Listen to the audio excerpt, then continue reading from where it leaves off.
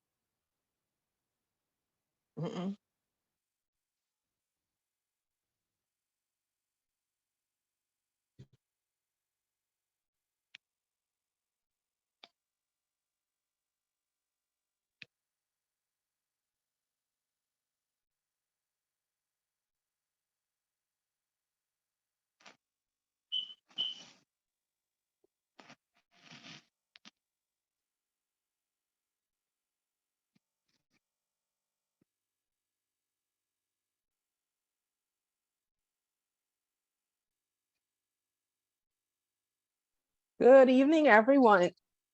We are ready to start. I'm Dr. Monique Mitchell, host for our evening's program. Thank you so much for joining us for our Feet4Life monthly diabetic foot seminar.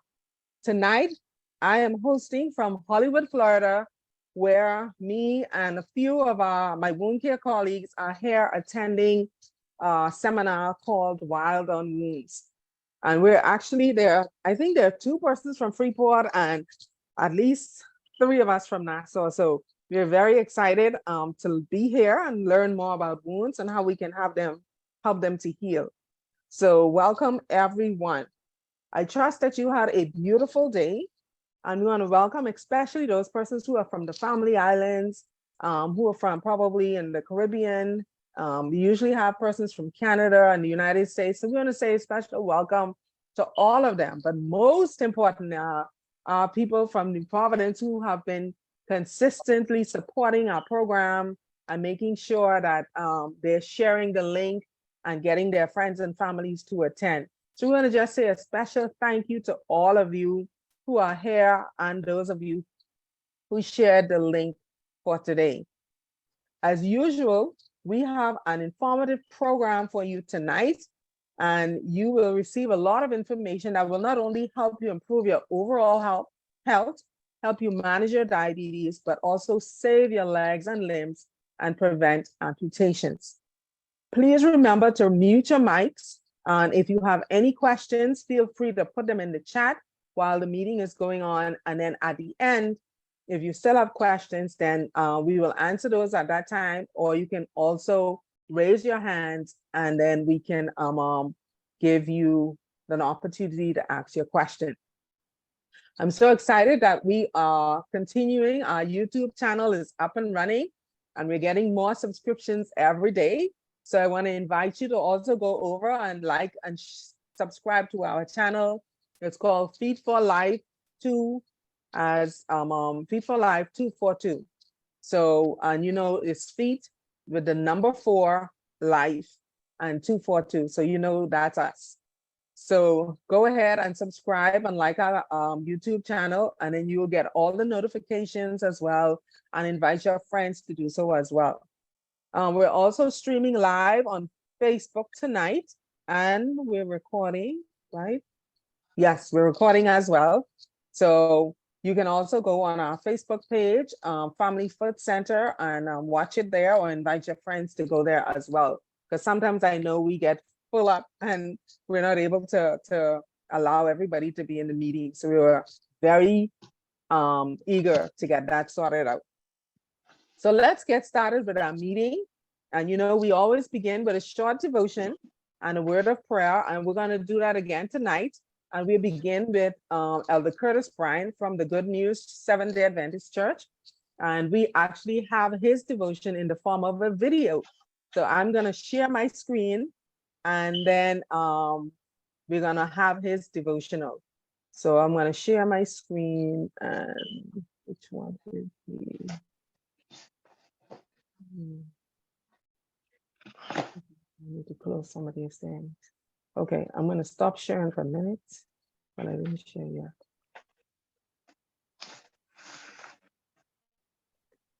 Okay, just give me 1 minute, or half a minute. I'm going to close some of the stuff I have open. Okay, I'm going to close that. Okay.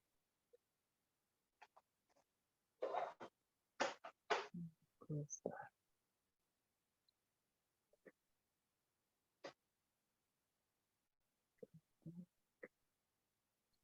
Okay, so now I'm going to share.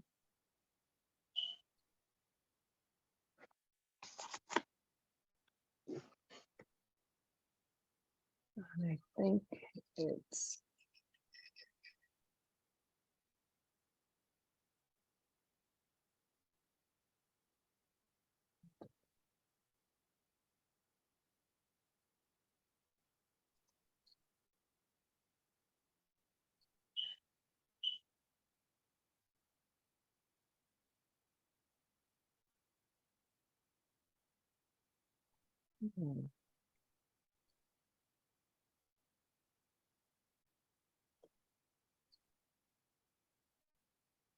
I don't know which one of these is the middle one.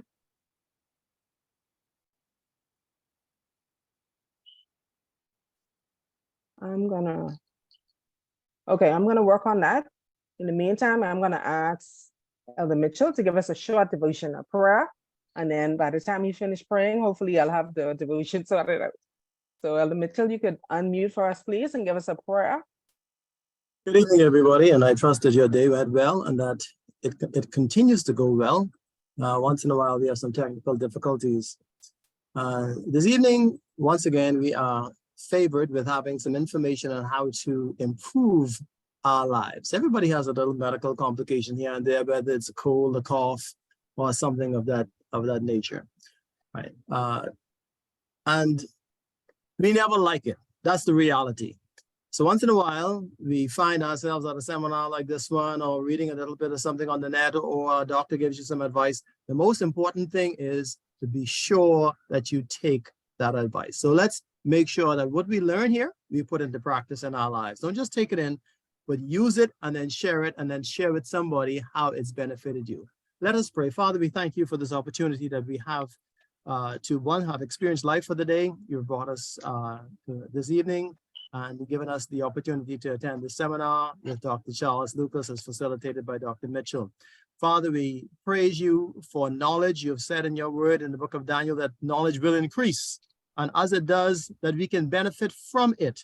And we pray that as we sit at the feet of Dr. Lucas and hear what he has to say, that we will allow it to influence our lives. We will put these things into practice, and that we will live better, healthier, more purposeful lives and share that benefit with others. We thank you, and we look forward to a productive, informative time this evening. In the name of Jesus, we pray.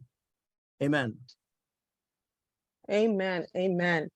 So I was not able to figure that video out, so I'm going to work on that. But we're going to move forward because Dr. Lucas is ready, and we need to get our information in. So we're going to move forward, and we'll begin with our program. And if I get it sorted out, we'll play the video at the end. Okay? Among diabetics, foot complications are some of the most common, most costly, and most feared. When it comes to diabetes, we know that seconds count. Every 1.2 seconds, someone develops a diabetic foot ulcer. Every 7 seconds, someone dies from diabetes. And every 20 seconds, we know that a limb is amputated as a result of diabetes.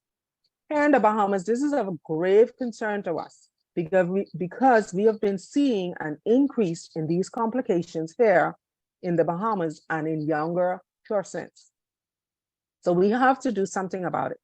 One of the things that we've decided to do was to start a meeting like this, where we can provide resources and information to persons to increase their awareness, education, and skills on how to help themselves, how healthcare professionals can help their patients, families, and caregivers to improve the management of the diabetic foot.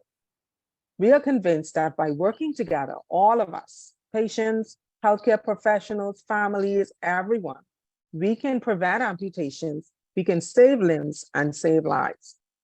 Only then we can realize our goal, which is to see persons who have diabetes to have their feet for life. So before we get started with our speaker, we always have a Take Control Minute, which reinforces the importance of controlling diabetes and other chronic diseases to promote overall health and prevent complications. Our Take Control Minute is in the form of a video, and we're going to try this one more time, and hopefully we don't have any technical difficulties. So I think this is the video here. And so we're going to share, and we're going to play. Please give me a thumbs up. Make sure that you're seeing it. Peripheral arterial disease, PAD, happens when there is a narrowing of the blood vessels outside of your heart. The cause of PAD is atherosclerosis. This happens when plaque builds up on the walls of the arteries that supply blood to the arms and legs. Plaque is a substance made up of fat and cholesterol. It causes the arteries to narrow or become blocked. This can reduce or stop blood flow, usually to the legs. If severe enough, blocked blood flow can cause tissue death and can sometimes lead to amputation of the foot. I see a hand up. Is it okay? Can somebody speak? Yes. It's good? Volume is low. Okay, Yeah. awesome. I saw that, so I'll start it again. I did put it up, but let me put it up some more.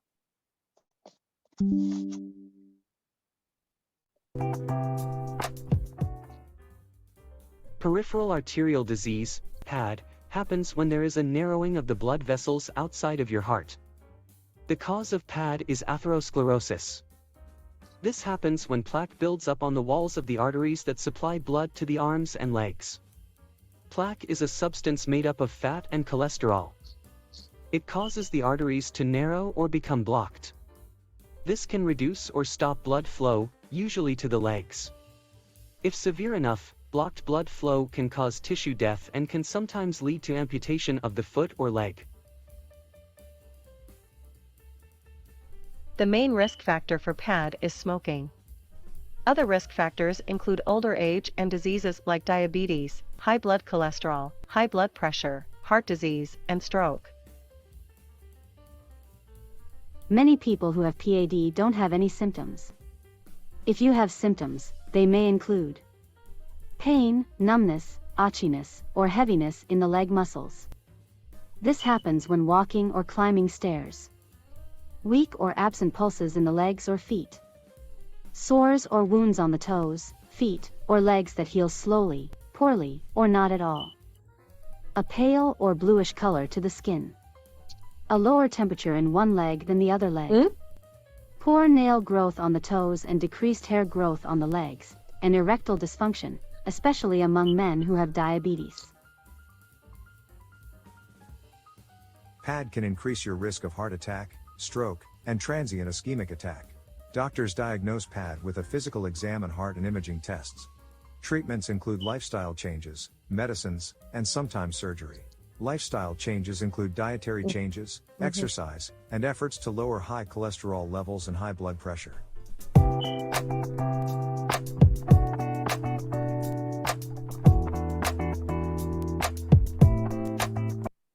All right. Thank you so much. That was good. All right. Good evening again. We are actually at capacity at 100 on the Zoom link. So if you know somebody who's trying to get in, or if you have a family member who needs to be here, just tell them to go to Facebook. We're actually streaming live at Family Foot Center. So they can go on that on my Facebook page, and they can actually see the exact thing right now. So we're very excited, and we're going to move on to our speaker to make sure that Dr. Lucas have all the time that he needs. We're going to get started. Okay, so today, well, September is actually Peripheral Arterial Disease Month.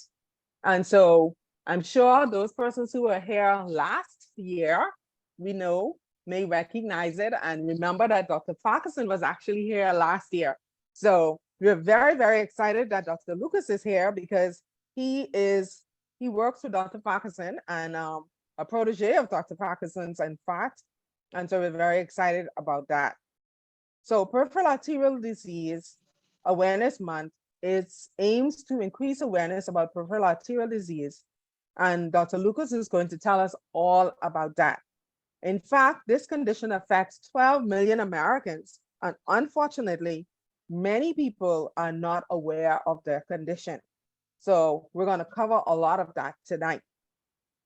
Peripheral arterial disease can actually lead to amputations, like you heard in the video, and actually even indicate premature death. Patients at high risk are those over the age of 50 and those who are obese, have heart disease, kidney disease, and high blood pressure or high cholesterol. Smokers are at very, very high risk. Well, our speaker this evening has an impressive resume, and for someone so young, and is highly qualified to speak to us today. He is actually a native of Barbados, and like I said before, a protege of Dr. Farquharson. He completed his medical training at the University of the West Indies in Jamaica and Barbados. He also holds a postgraduate Doctor of Medicine in General Surgery. He recently completed his clinical fellowship in vascular and endovascular surgery at the University of Toronto in Ontario, Canada. Dr. Lucas is passionate, and if you speak to him for just a few minutes, you will see that he is passionate about the expertise that he brings to and his patients he has the privilege of caring for. He is also an avid teacher and trainer of young doctors under him. He is a co-founder of the WL Medical Purveyors. It's a community service organization that deals with training about vascular diseases. He's married, of course, and is the doting father of one daughter and one son. Help me welcome our speaker, Dr. Charles Lucas, and I'm looking forward to what he's going to present. So let us welcome him, and we're going to allow him to start now. Go ahead, Dr. Lucas, you can start your presentation. Thank you so much. Thank you for those remarks. Can you hear me well? Yes. Yes, we can hear you very well. Unfortunately, Yes. the video isn't working, but I'll get started and hopefully we can sort that out later. Again, it's a privilege for me to speak this evening. Thank you, Dr. Mitchell, for inviting me. And thank you for everyone watching, tuning in. I know you could be anywhere right now, and life is so busy and hectic. I'm just honored that you're here. This is a topic, as Dr. Mitchell said, that is very close and dear to my heart. And as much as I hope to teach you something new, I expect to learn a lot from you as well. Dr. Mitchell, not directly, but implied, I should leave a lot of the medical jargon at home and add a lot of pictures, so I'm trying to be obedient. So I hope you enjoy the presentation.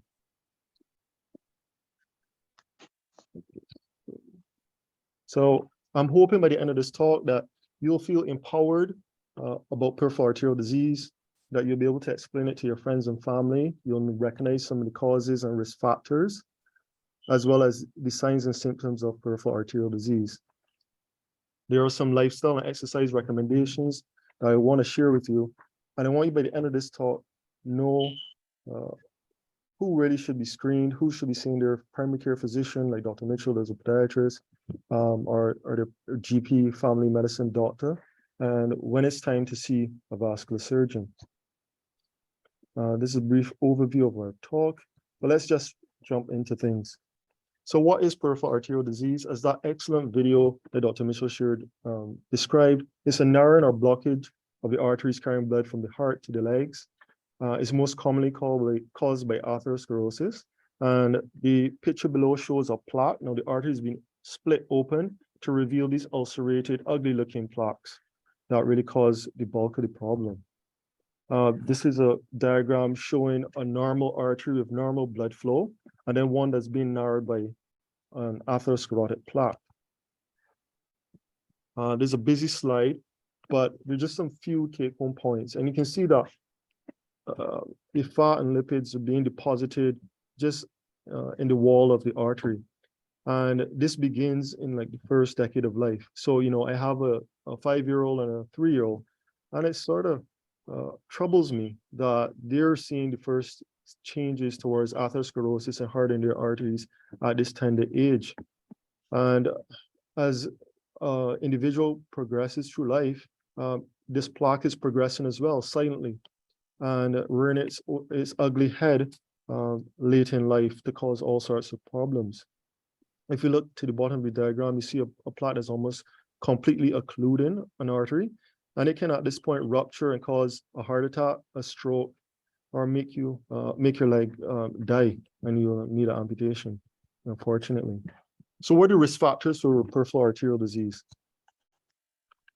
As was mentioned, age is a huge risk factor, but as we just realized, the changes occur silently over many years, so that by the time you're between 70 to 80, you're going to see these problems, and it affects up to 25% of this population, both men and women. Diabetes is a huge risk factor. It can quadruple your risk for peripheral arterial disease. It also significantly increases your risk for loss of limb as well as death. It usually produces a multi-level disease, and what that basically means is like all the arteries in your body are affected, but especially the distal ones in the leg. These ones are below the knee. They're harder to treat and can lead to some significant problems that are a challenge to physicians and surgeons alike. Smoking is another big risk factor. Again, it can quadruple your risk for getting peripheral arterial disease. Whether it's cigarettes, e-cigarettes, vaping, hookahs, or even secondhand smoke from a friend or a colleague, you can end up with some of the horrific end results of smoking and nicotine. Hypertension almost doubles the risk, and in most epidemiological or studies, up to 50 to 90% of patients with peripheral arterial disease have hypertension. Now, our food, I don't want to set anyone. I love fried conch. I love fish cakes and fried chicken just as much as anyone else. But unfortunately, we know that a high cholesterol diet, and unfortunately, patients who suffer from high cholesterol are at increased risk of peripheral arterial disease. And for those of us who have problems with chronic kidney disease, we know that 1 in 4 of these patients will have peripheral arterial disease. And again, a virulent type of peripheral arterial disease, much like the diabetics. So I hope I haven't stressed you too much. This is a talk is seeking to empower you. And I want you to know the symptoms of peripheral arterial disease. Before I even go on, as Dr. Mitchell mentioned, most people will not know that they have peripheral arterial disease. But there are a few that will have these symptoms, and sometimes they can have severe symptoms. One of the first presentations may be intermittent claudication, and this big fancy word just means you have pain on walking, and it's usually in the calf muscles, in the buttocks, or thighs. And typically a patient will say, I can walk 20 meters, and then I have this excruciating pain, I can't walk anymore. But if I stop walking, if I take a rest, it goes away, and then I can walk another 20 meters. This is a little insidious because patients often modify their behavior to avoid the pain. All the while this is progressing and limiting their quality of life. It may progress, or patients may just have this next symptom all on its own, and this is called rest pain. Patients will find after a long day, they're trying to recline or they're trying to go to sleep, and they have this excruciating pain in their toes and in their foot. And they're like, what's going on? And they find no relief except for hanging that foot or that leg over the bed.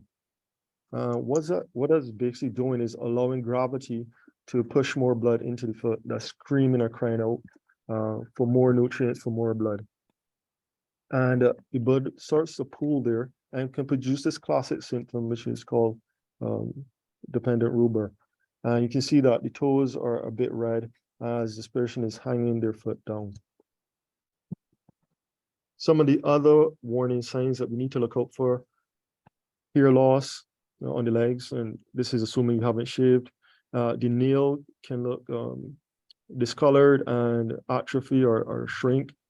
They can have ulcers, typically at the tip of the toes, but can be anywhere on the foot. And you can also have frank gangrene, which means dead tissue. Oh, just a little warning. I was told to add some pictures and maybe a bit graphic, so it was a little bit squeamish. But this is a picture of what we call dry gangrene. So you can see the third toe is almost mummified. It definitely has a lack of blood. And it can progress to this situation where the almost entire forefoot is black, and this is basically dead tissue.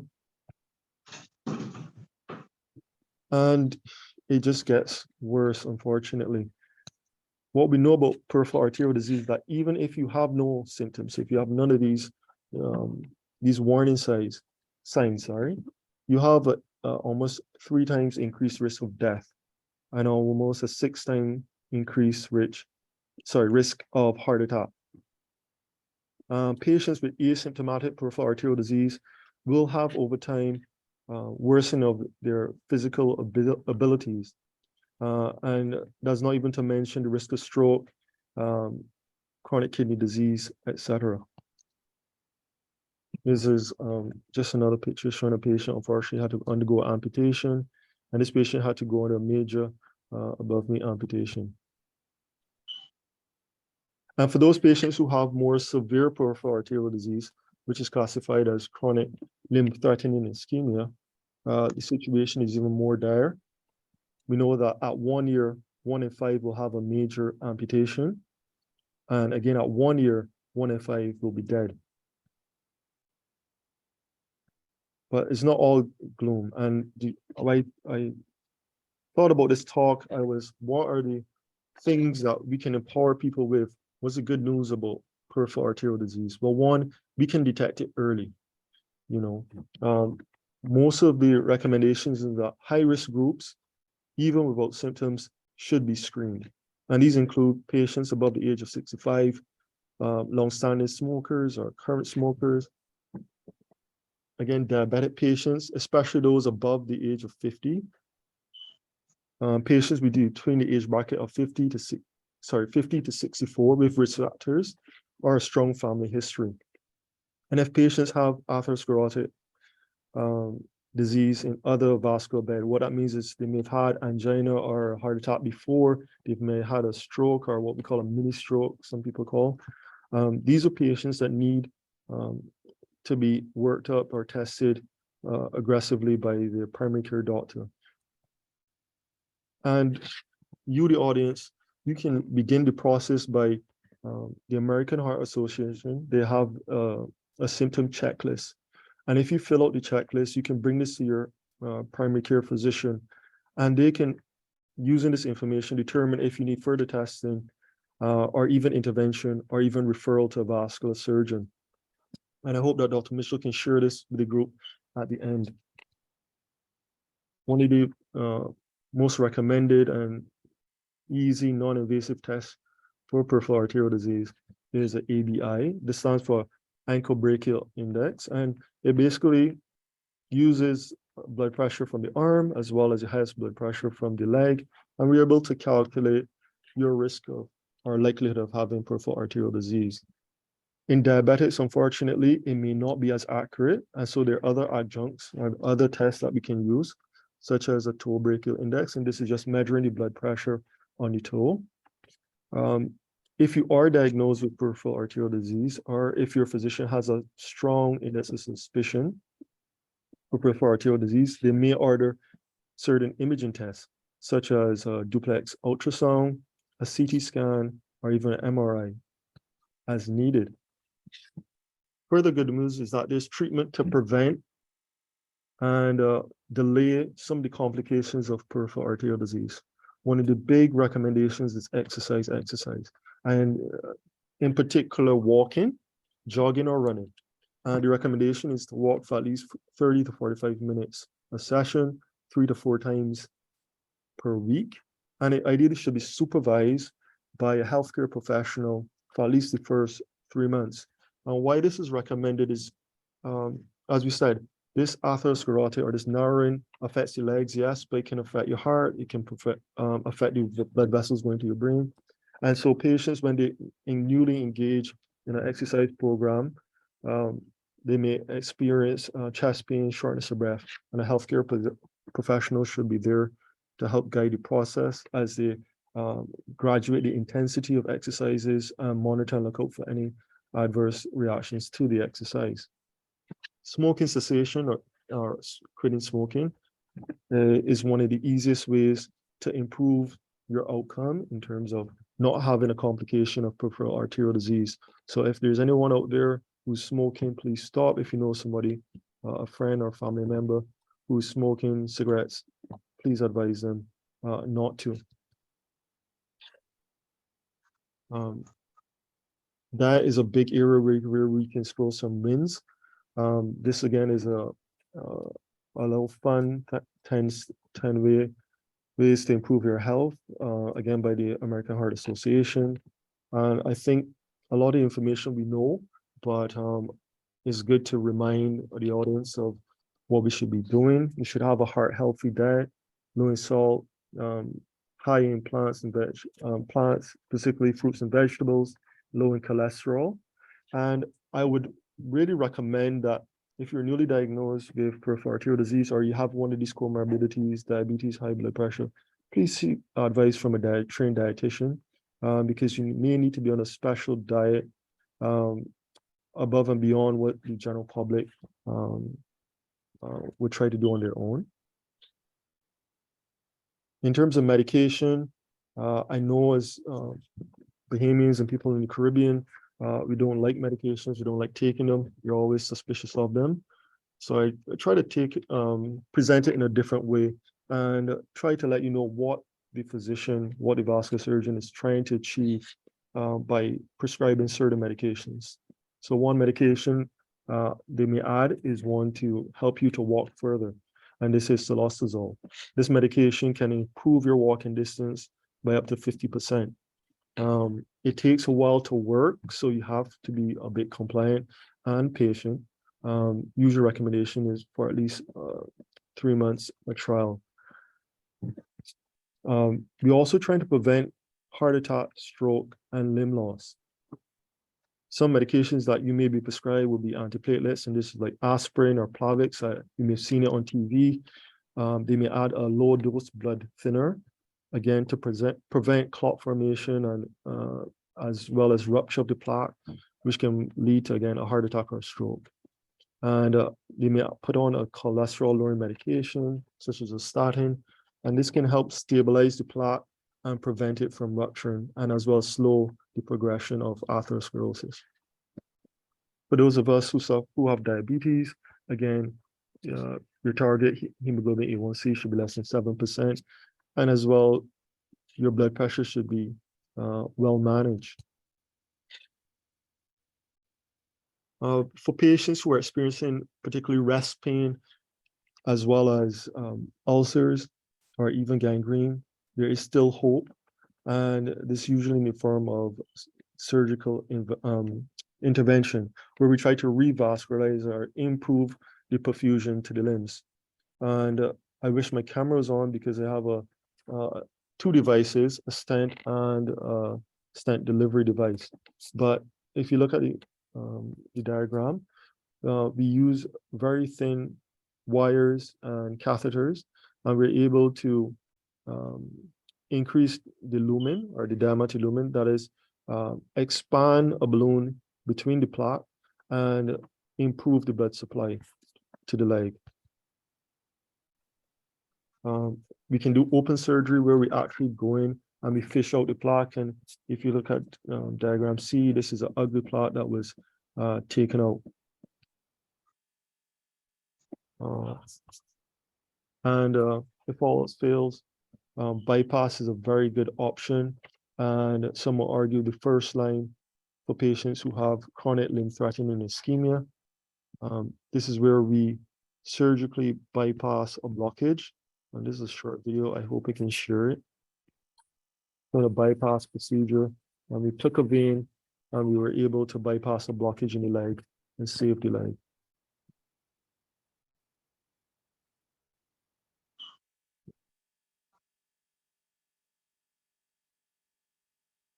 So let's get back to the presentation.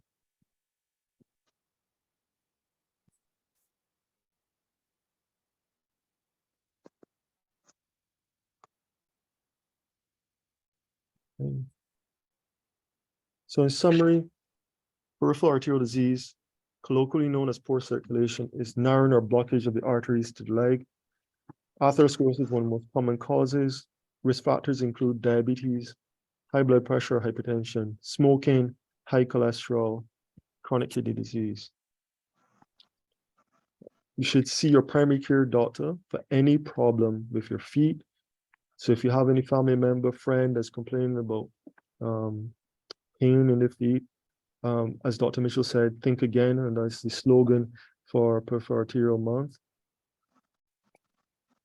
High-risk groups, as mentioned before, need testing, and you can do a screening tool and take it to your physician, and they'll be able to let you know what is the best next step.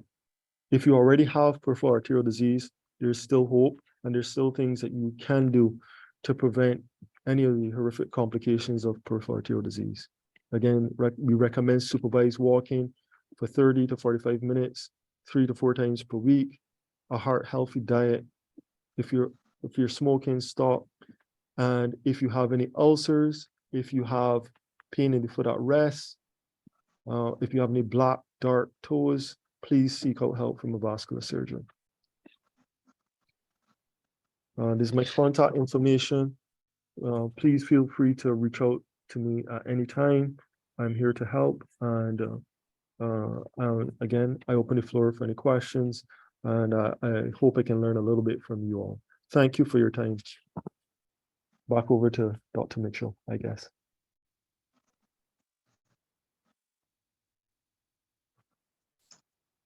Dr. Lucas, you could stop sharing. So please, thank you. All right, good afternoon, good evening again. Wow, I almost missed my cue because I was so excited. But we have quite a bit of questions. We have some questions in the chat, and we have a lot of persons who want to ask questions. So we're going to invite persons who are on the call to raise their hand if they want to ask a question verbally. And if you want, you can actually type your questions in the chat. Dr. Lucas, thank you so much. That was an excellent presentation, very informative, and actually very down to earth. That persons could understand exactly what you're saying. So you did an awesome job. You followed the instructions very well. But we have some questions. The first question I have, and I want you to repeat because I think I saw you covered it in the chat. And so the persons who are on the call would be able to ask those questions of themselves, and then maybe look online where they can see the questions to ask. So I know that there's a questionnaire, I can't remember the name of it, where persons can just screen themselves, that it asks, you know, it has 10 questions or a certain amount of questions that ask them about themselves so that they would know if they're at risk. What is that questionnaire called, and where can persons get access to it?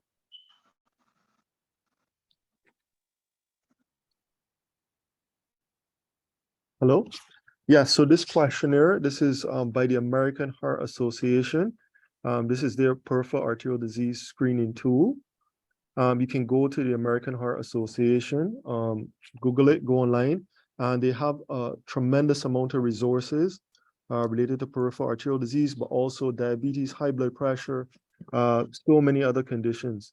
And I would recommend anyone who's having foot problems or knows somebody who's having foot problems, definitely download and get this this tool, screen yourself, answer the questions, bring it to your primary care physician's attention as soon as possible. I think we have a culture where we ignore things, and Dr. Mitchell can attest to this. Oftentimes we see people too late, and that's not where we want to see them. We want to see them as early as possible. Even if you have no symptoms at all, you may still be at risk. And I think that's one of the big takeaways from the talk. You may feel perfectly fine, but it doesn't mean that you're not at risk. And as we said, if you're able to do these tests and make a determination that you have peripheral arterial disease, it means that you are at risk of heart attack, strokes, and other issues that need to be addressed. So I hope that by this talk and definitely this grouping that Dr. Mitchell is championing, that people can be a bit more proactive, taking their healthcare into their own hands, and hopefully having some really good outcomes. Thank you. Excellent. So we heard that you can go to the American Heart Association website, and on that website, especially this month, but it's there all the time, there's a questionnaire there that everyone in Dr. Lucas's presentation, he spoke about the fact that everyone over the age of 50 who has diabetes or who smoke or who have any foot issues should definitely be screened.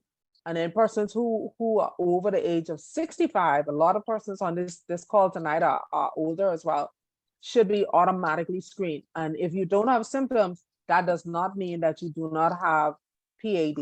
And so we all need to get that questionnaire. I'm actually looking for the link for it to put it in the chat so that you would be able to do that.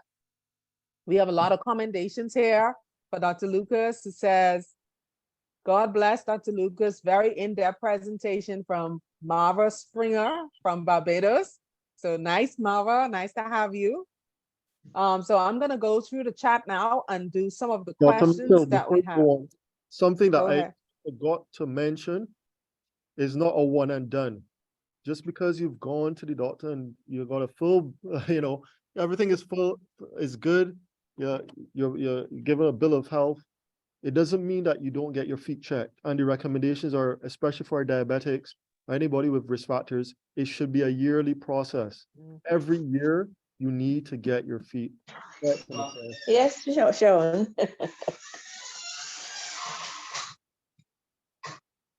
Okay, for Jerry. Go ahead, sir.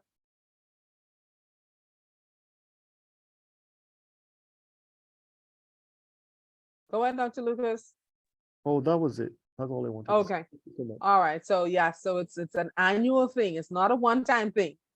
Okay. So our first question, Dr. Lucas, is there a link between PAD and peripheral neuropathy? And what is that link?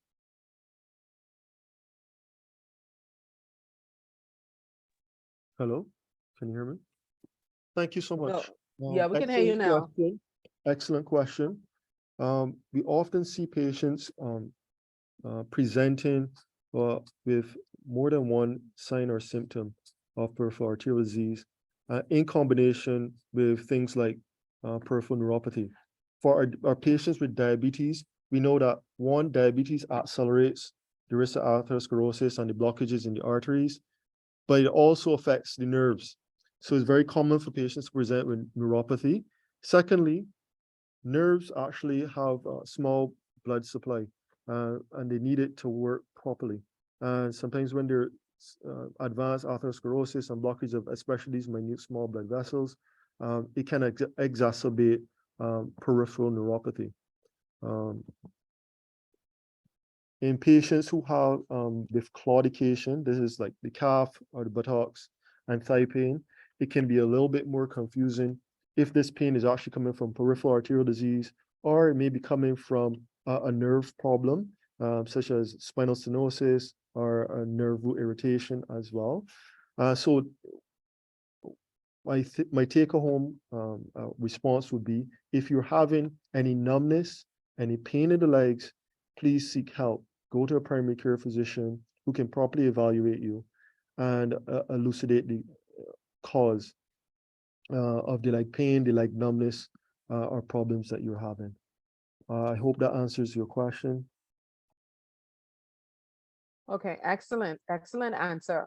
Another question is, I have high cholesterol, blood pressure, and I am borderline diabetic. What should I do? Well, I think right away, the things you can do is exercise, stop smoking, but you need to be managed. And I don't want anyone to think that this is a one-man show. I don't know what's the Bahamian equivalent to that, but I know my Bayesian people might understand that. It means that we work together in a multidisciplinary team. You know, I lean on Dr. Mitchell for her guidance as an experienced podiatrist and dealing with these sort of problems. But just to answer your question more specifically, you need to see a trained internal medicine specialist or endocrinologist, a primary care physician who's going to properly manage your high blood pressure, diabetes, and cholesterol. They are going to titrate your medications and make sure that you're on the right thing. But again, in the meantime, the easy, low-hanging fruit things that you can do, exercise, get, if you can, in a structured program, watch your diet, take your medications as prescribed and regularly, and follow up with your primary care doctor. Awesome. So that person is armed now with all the information they need to take the next step to protect their limbs and lives. So the next question is there any link between poor circulation and frequent nocturnal leg cramps at night? So is there a link between those two things? Hi, thanks again. So if you are experiencing leg pain or cramping, again, disclaimer, you need to be evaluated again by a doctor, primary care physician, or a surgeon. Specifically when it comes to leg pain at night, one of the worrisome things or things that we worry about is what's called rest pain. And sometimes, especially in diabetics, it can present very atypically, not like the usual rest pain. So the classic history is you're fine during the day while you're being distracted. Okay, go ahead now. Okay. So you're fine during the day, but at night when you're resting, and you're no longer distracted, you realize that there's intense pain in your leg, or typically in the foot, in the toes, but it can occur in the thigh, it can occur in the calf as a cramping, burning, lancing, all these words people have been using to describe it. So I would say take that leg cramping or leg pain seriously. It needs to be fully evaluated.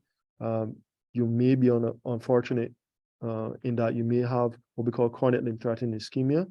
However, there are so many other diagnoses that we would need to exclude as well, because leg pain and leg cramping is such a common complaint. Okay. We have a number of questions here dealing with diabetes and blood flow to the lower extremity. So I'm just going to read them and then you could advise. I definitely know that these persons, they're asking if they should see a doctor, and the answer is yes. So what should one do with pre-diabetes? Should they go and see a doctor? I think you'll agree with me and say yes. They need to be 100%. evaluated. Yes. So I'm a diabetic. Is numbness in the hand and feet and a burning sensation in the back a symptom of neuropathy or the PAD? If so, what can help with this? So common among diabetics, as we said, is peripheral neuropathy, which is the nerves are being affected and they start to misfire, and they can cause pain, discomfort, burning sensation. However, these symptoms can overlap with other conditions such as peripheral arterial disease. Again, that's why we recommend seeking help from a primary care physician or doctor to evaluate your blood supply. Just because you have peripheral neuropathy, it doesn't mean that you have PAD, or because you have PAD, it doesn't mean that you don't have peripheral neuropathy. So these conditions can definitely coexist, and sometimes they can mimic each other. One of the tests that we talked about, such as the ankle brachial index, and specifically for diabetics, the toe brachial index. These are objective measures that can help diagnose peripheral arterial disease and separate it from some other causes of numbness and pain in the digits or limbs. Okay, so we have another person here who's saying, I have spondylosis and within the last year, I started having pain in my feet. Does spondylosis create a high risk for me? Is could this be a sign of the PAD, and is that increasing her risk of it? Again, spondylosis is not directly related to peripheral arterial disease. However, the only way for you to be fully evaluated and for a correct diagnosis to be made will be for you to actually be examined by a trained physician, and they can make the determination. If you have any of the other risk factors, as we talked about, I would implore you to do the screening tool, and again, take that information to a primary care physician so they can further work you up as needed for peripheral arterial disease. Okay, so our next question is, I'm experiencing a lot of the symptoms you spoke about. I can hardly walk now. I'm actually off from work due to the leg spasms and leg cramps at night. What should she do? When she need to come see? Immediately. Don't need to laugh. It's a serious problem. It's something that we take seriously. If you are having pain in the feet at night, it is a red flag. You need to be evaluated ASAP, and that's the best advice. If it is to the point where you're at home, you're not working, you're in excruciating pain, you definitely need to seek medical attention. I'll get in touch with her. Information is there. If you want to, we can arrange a meeting. We can I can put you in contact with somebody who's close or a physician who's willing to take you on, or we can see her ourselves. Sorry, but definitely you need to seek medical attention ASAP. She wants to know where she can come like this as soon as possible. I will let her know as well. But Dr. Lucas works at Bahamas Surgical Associate Center, That's on Collins Avenue near to where ZNS is. I will put the number here in the chat so that if this person who's asking this question or everyone would need to get the number, it's actually 603 18 14 15 or 16. So you need to contact the office as early as tomorrow morning and see if you can get an appointment to get that sorted out, because that sounds very serious. So we need you to do that, you know, very quickly. I will also, I see a number in the chat. I will also make note of it, and I will actually send a number to them, but it's your responsibility to call them first thing in the morning and try to get that sorted out, okay? Because that sounds very serious. So Bahamas Surgical, the number is 603-1814, or that's 603. 18 is the stamp, and it could be 14 is the last two numbers, 15 or 16 is the last two numbers. So either one of those numbers you can call. So Dr. Lucas, we don't have any more questions in the chat. I would like to give everybody an opportunity. If they would like to ask a question, you can just raise your hand and then we will recognize you.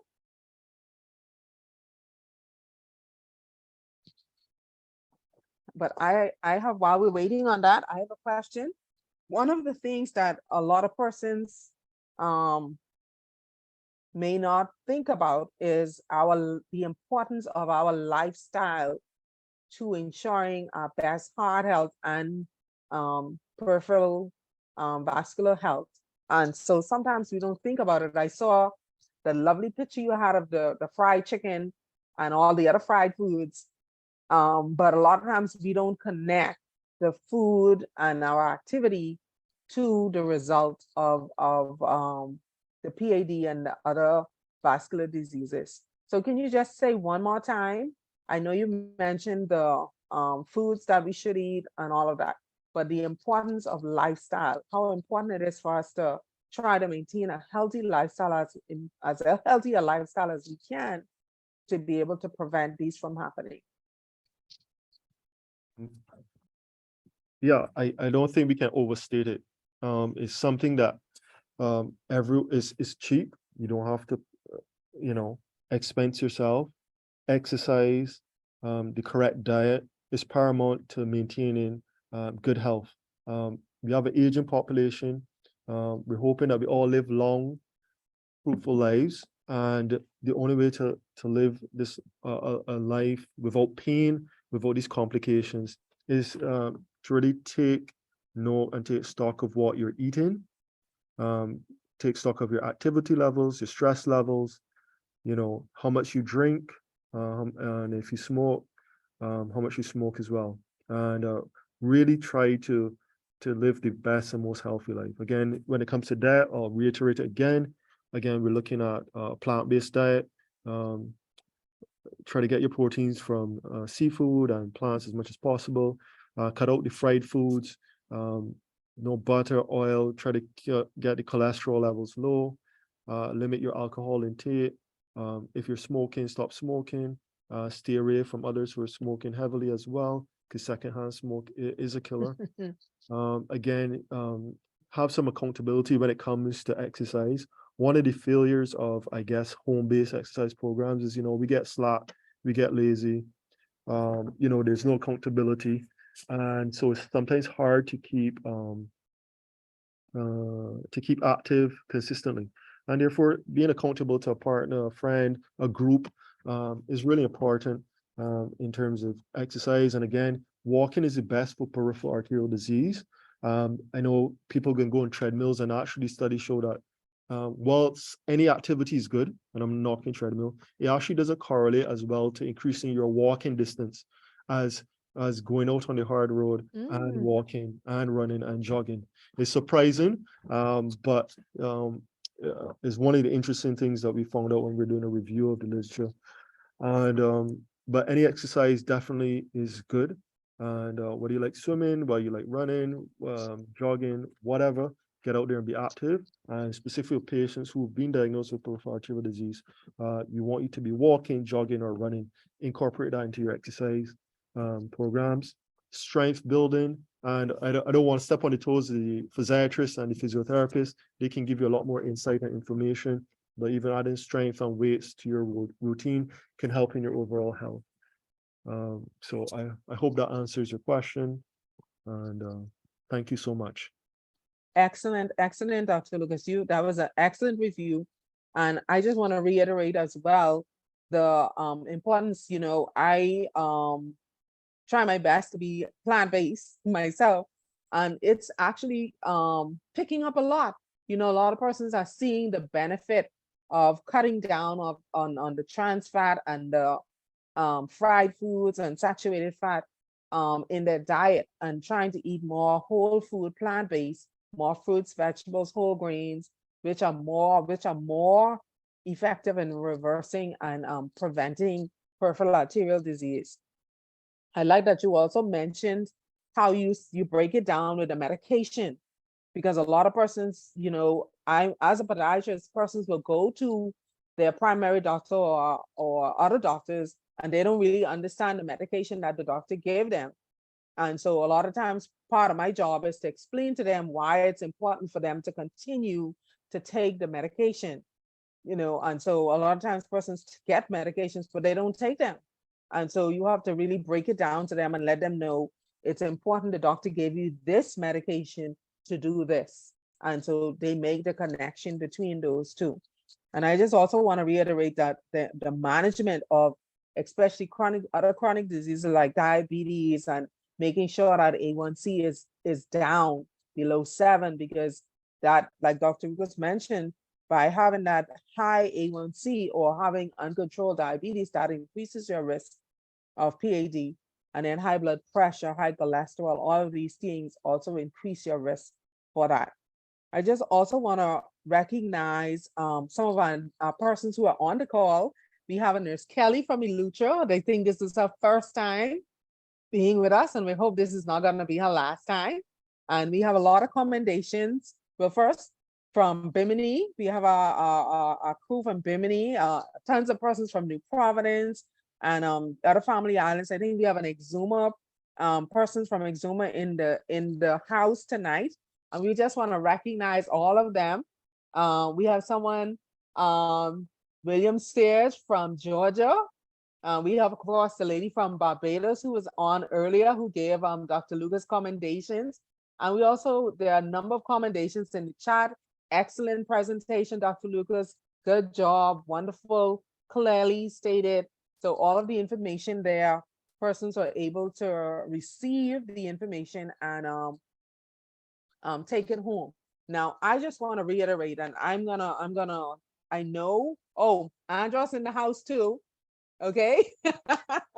We don't want them to forget. Okay. San Salvador, North Carolina. Okay. So, Cat Island. So, everybody now, Pittsburgh is in the house. I didn't see Dr. Horsley, but he told me he was going to be here.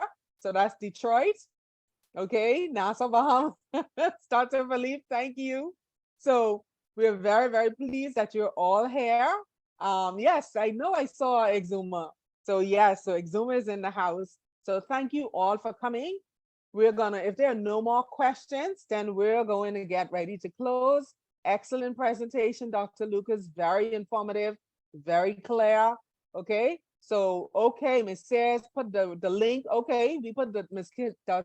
This that Dr. Sayers? Oh, Curleen Sayers, she put the link in the chat for the questionnaire. So please, before you leave, copy the link out of the chat so that you can go home and you can actually do that questionnaire for yourself. It's important. And I just want to give you a little heads up. With the questionnaire, it asks, I think, about 8 questions about you. It asks about your age, your gender, your activities, what do you do, if you have any diabetes or high blood pressure or anything like that. And based on the results of those answers, it'll tell you if you're at higher risk or you're at lower risk.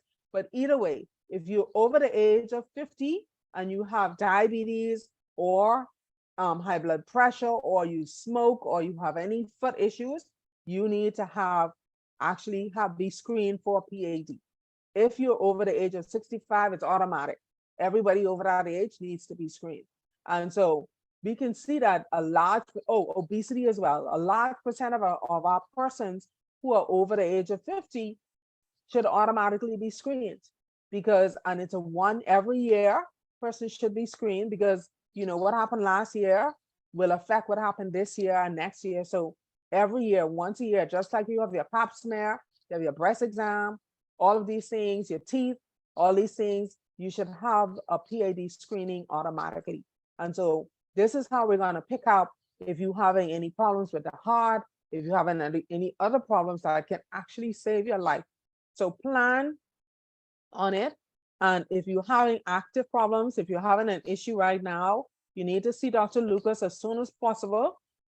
If you are the age of 50 or above, then you can definitely speak with your primary care doctor, recognizing what your risks are, and then getting screened.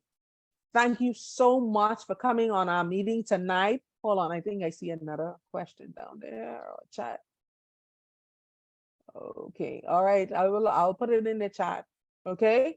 But we want to make sure that you are doing all that you can to protect yourself and to promote your health.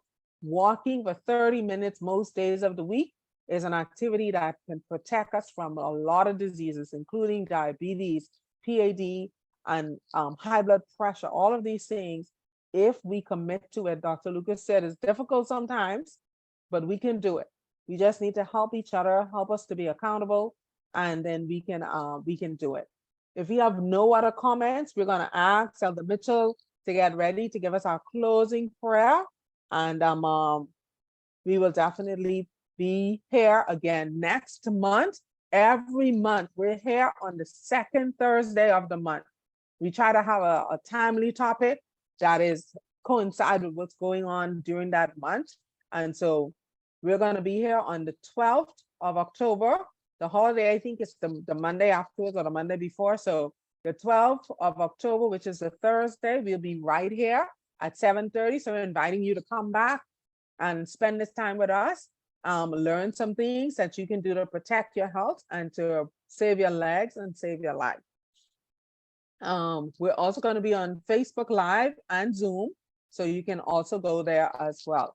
So we're going to ask Elder Mitchell to give us our closing prayer, and then we are going to say good night to everyone if we have no other questions. Fantastic presentation. Thank you very much. Fantastic presentation, Dr. Charles Lucas. Very informative. And I think all of us were enlightened, dazzled a little bit, frightened a little bit perhaps as well, but certainly coming out a little bit more knowledgeable. Let us pray. Father, thank you for this presentation this evening. Thank you for the information. Thank you for the guidance. We ask you now to strengthen us, that we may put these things into practice when they need be, and to also inform those in our circle of influence that they too can put them into practice. You've said that you would prefer us to be in good health as we prosper in all aspects of our lives. And we pray that you would motivate us and that we would be motivated on our own to go ahead and put these things into practice, that we may have more fulfilled and abundant lives. Thank you very much for the opportunity to be here. We ask you now, as we depart from this meeting, may we never be from the umbrella of your protection. Give us a good, restful, peaceful night, we pray. In the name of Jesus, amen.